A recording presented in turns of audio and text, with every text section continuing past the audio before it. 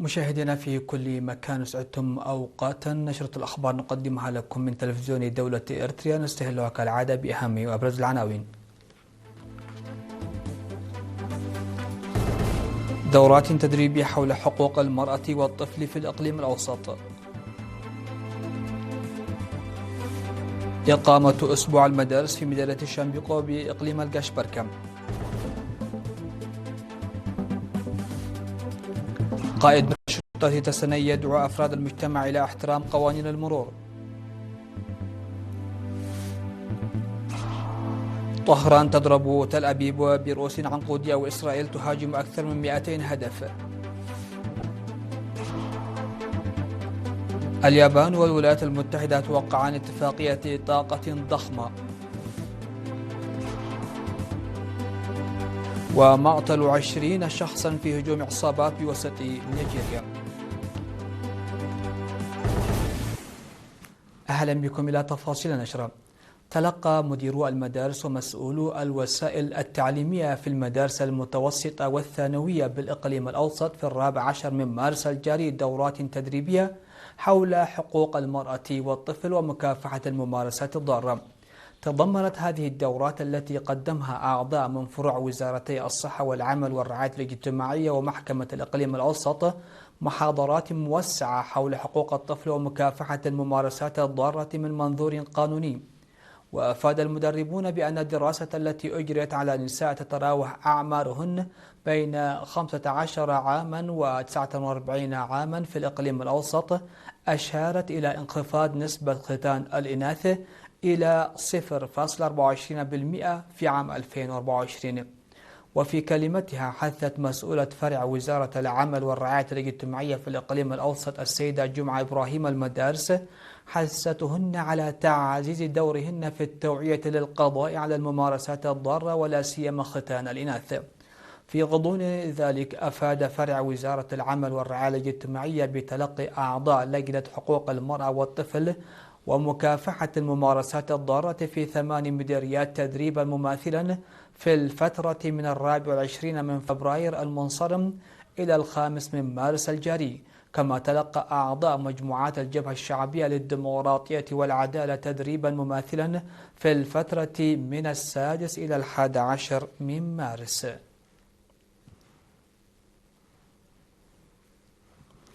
اختتم في مدينة شامبيقو في 14 من مارس الجاري أسبوع المدارس الدراسي والثقافي والريادي الذي استمر 3 أيام. وذكر مسؤول الثقافة والريادة والصحة في المديرية الأستاذ برخت حدقم أن حوالي 500 طالب و65 معلم شاركوا في هذه الفعاليات. وحث كل من مسؤول التعليم في مديرية شامبيقو الأستاذ عثمان إدريس ورئيس وحدة الخدمات الاجتماعية السيد هيلي التشمي الطلاب على ضرورة الاهتمام بهذه المناشط لما لها من أثر إيجابي على عملية التعليم والتعلم. من جانبه أوضح الأستاذ سلام منتخل هيمانوت رئيس وحدة الثقافة والريادة والصحة في فرع التعليم بإقليم القشبركة أن الفعالية أتاحت للطلاب فرصة لعرض مواهبهم، شاكرا الجهة التي ساهمت في إنجاح الأسبوع. وفي الختام تم تقديم الجوائز للطلاب والمدارس الفائزة.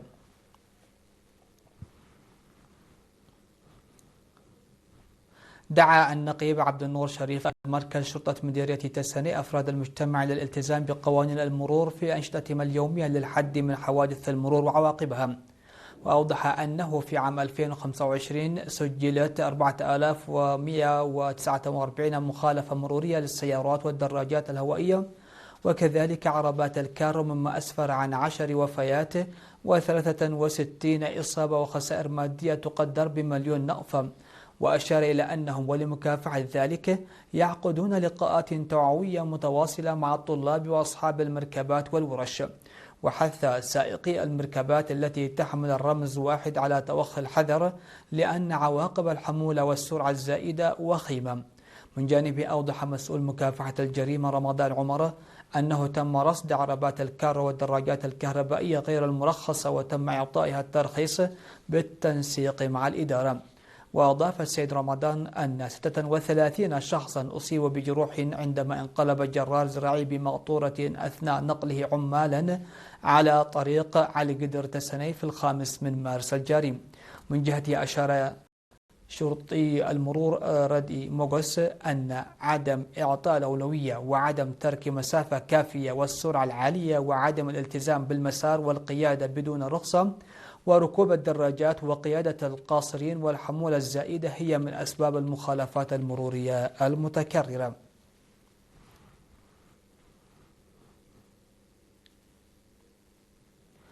قامت عضوات الاتحاد الوطني للمرأة في الإقليم الأوسط بتوزيع مساعدات على المحتاجين في مديرياتهن، وفي هذا الصدد قامت عضوات الاتحاد في مديرية 4 أسمرة بزيارة الأمهات في مركز علاج الناسور وإعادة التأهيل، وقدمنا مساعدات عينية بأكثر من 32 ألف نقفة. وشكر الدكتور هبت هيل ملوك أخصائي أمراض النساء والتوليد والمدير الطبي لمستشفى الإقليم الجنوبي المرجعية الدكتور سعد تسفو الدعم المقدم، وقدم شرحا حول أسباب الناسور وعواقبه. وبالمثل قدمت عضوات الاتحاد في مديرية قدايف أكثر من 47 ألف نقفة ل 95 من سكان المديرية من ذوي الإعاقات الذهنية وتخلف النمو. وفي نشاط مماثل زارت عضوات الاتحاد بشركة حروات للنقل الأطفال في دار رعاية الأيتام في قدايف ونفذنا برامج تنظيف ترفيهية.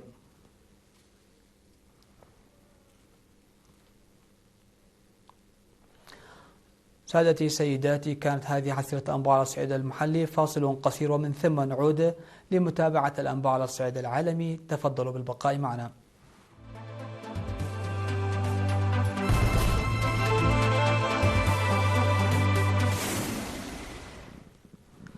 أهلا بكم على الصعيد العالمي. في اليوم السادس عشر من المواجهة الأمريكية الإسرائيلية المباشرة مع إيران، شنت طهران قصفا مكثفا على مدن إسرائيلية من بينها إيلات وتل أبيب بصواريخ تحمل رؤوسا عنقودية، مما أدى إلى إصابة 7 أشخاص وتضرر مبانٍ سكنية وفقا لوسائل إعلام إسرائيلية. وأعلن الحرس الثوري الإيراني إطلاق الموجة 53 مستهدفا مواقع في الأراضي المحتلة و3 قواعد أمريكية في المنطقة بالصواريخ والمسيرات، فيما قالت وكالة فارس إن هجوما صاروخيا متزامنا شن من إيران ولبنان. وفي المقابل شنت أمريكا وإسرائيل هجمات عنيفة استهدفت مدنا عدة من بينها طهران وأصفهان، فيما أعلن الجيش الإسرائيلي أنه هاجم أكثر من 200 موقع في إيران خلال الساعات 24 الماضية. وصرح الرئيس الأمريكي دونالد ترامب في تصريحات صحفية بأن إيران ترغب في إبرام صفقة لكنه لن يوافق عليها لأن الشروط ليست جيدة بما فيه الكفاية. وأكد أن أي اتفاق محتمل يجب أن يتضمن الالتزام إيران بالتخلي الكامل عن أي طموحات نووية. وبدوره قال وزير الخارجية الإيراني عباس عراقجي إن جيش بلاده سيرد على أي هجمات تستهدف منشآت الطاقة في بلاده، مؤكدا أن إيران ستستهدف منشآت الشركات الأمريكية بالمنطقة أو تلك التي تساهم فيها إذا تعرضت المنشآت الإيرانية لهجوم.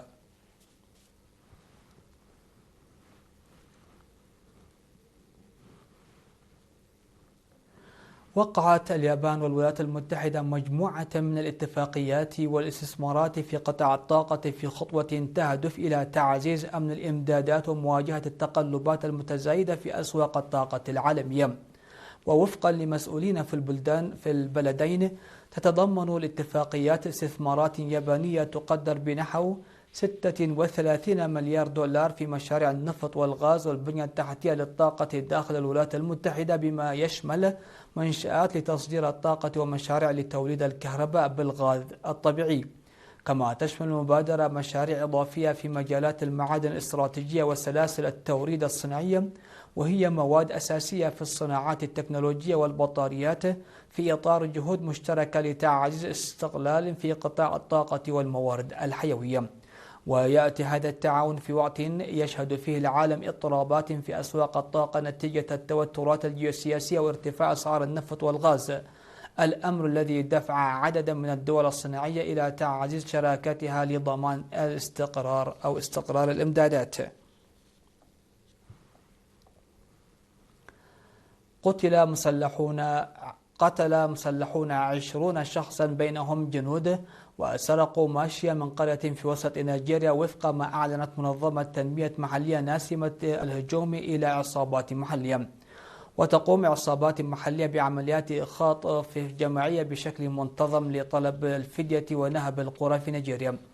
ووقع الهجوم الأخير في ولاية بلاتو وسط البلاد وفق بيان صادر عن جمعية كاناما للتنمية، أشار إلى أن مسلحين نصبوا كمينا لجنود كانوا يقومون بدورية روتينية.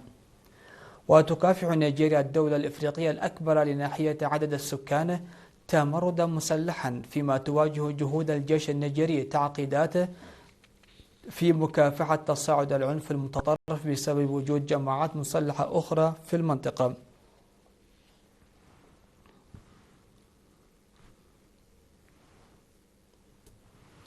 قالت الحكومة الكولومبية أن شركة النفط الحكومية الفنزويلية تخطط لإنهاء عقدها المتعلق بخط أنابيب الغاز المشترك مع شركة الطاقة الكولومبية إيكوبترول، وهو مشروع كان من المفترض أن يعيد تشغيل تدفقات الغاز بين البلدين بعد سنوات من التوقف. وأوضح وزير الطاقة الكولومبي إدوين بالما أن الشركة الفنزويلية أبلغت الجانب الكولومبي بنيتها إنهاء الاتفاق المرتبط بخط أنابيب أنطونيو ريكارت الذي يربط بين البلدين، مشيرا إلى أن القرار يعود بشكل رئيسي إلى عدم إحراز تقدم كافي في الاستثمارات اللازمة لإعادة تأهيل البنية التحتية للخط.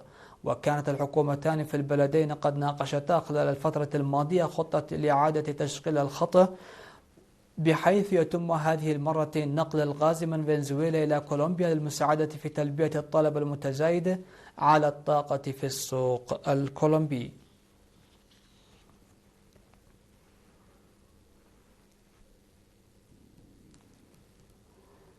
مشاهدينا، ختاما لنشرة هذه الفترة إليكم أبرز العناوين.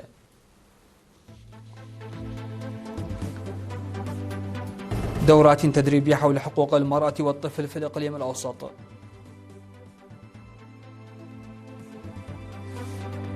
إقامة أسبوع المدارس في مدينة الشامبيقو بإقليم الكاشبركم. قائد مركز شرطة تسني يدعو أفراد المجتمع إلى احترام قوانين المرور. طهران تضرب تل أبيب برؤوس عنقودية، وإسرائيل تهاجم أكثر من 200 هدف. اليابان والولايات المتحدة توقعان اتفاقيات طاقة ضخمة.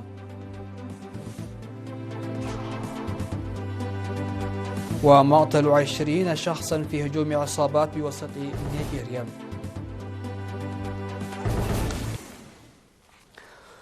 سادتي سيدات، هكذا نكون قد وصلنا وياكم إلى نهاية نشرة هذه الفترة. هذه تحيات وتحيات الفريق العامل. دمتم في أمان الله، والسلام عليكم ورحمة الله.